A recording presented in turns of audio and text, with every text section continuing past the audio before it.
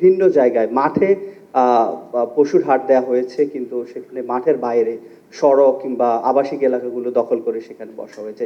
সামনের ঈদে সেরকম কোনো বড় পরিকল্পনা নেওয়া হবে কিনা, যাতে করে নির্দিষ্ট জায়গার বাইরে কোনো যাতে পশুর হাট না বসে? মাননীয় প্রধানমন্ত্রী সরেজমিনে সেটা দেখেছেন, কারণ তিনি জনসেবার এমন একটা মানদণ্ড স্থাপন করতে চান যেখানে দায়বদ্ধতা তৈরি হবে।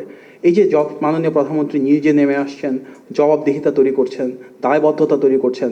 যদি কারো দায়িত্ব পালনে কিছুটা ত্রুটি বিচ্যুতি থাকে তাদেরকে স্বাভাবিকভাবেই বিভিন্ন সিদ্ধান্তের আওতায় আনছেন। এগুলো তো নতুন নজির বাংলাদেশে।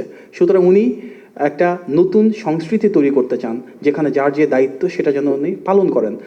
আমরা ধরেই নিচ্ছি 16 বছরের দীর্ঘ ফ্যাসিবাদ পরবর্তী আজকের গণতান্ত্রিক বাংলাদেশে প্রথম ঈদ মাত্র 3 মাসের ভেতর সব কিছু শতভাগ পাল্টে যাবে, এই প্রত্যাশা কিন্তু আমরা কেউ করছি না। কিন্তু আমরা চাই শুরুটা হোক যেখানে সর্বোচ্চ দায়বদ্ধতা থাকবে এবং একটি জবাবদিহিমূলক সরকারের ব্যবস্থা যতটা সম্ভব, সরকারের সর্বোচ্চ শক্তি, সরকারের সর্বোচ্চ আন্তরিকতা, সরকারের জনগণের প্রতি সর্বোচ্চ ভালোবাসা নিয়ে আমরা যেন কাজটা করতে পারি। এবং মাননীয় প্রধানমন্ত্রী যেহেতু বাংলাদেশের সরকারের নেতৃত্বে রয়েছেন, ওনার নির্দেশনায় যেহেতু সবাই কাজ করছেন, উনি নিজে নেমে গিয়ে সেটা দেখবেন এবং নিজে নেমে গিয়ে জনগণের পাশে থেকে, জনগণের কাছে থেকে জনগণের সেবা করবেন, সেটাই তো স্বাভাবিক। উনি নতুন মানদণ্ড, নতুন নজির স্থাপন করেছেন। ধন্যবাদ।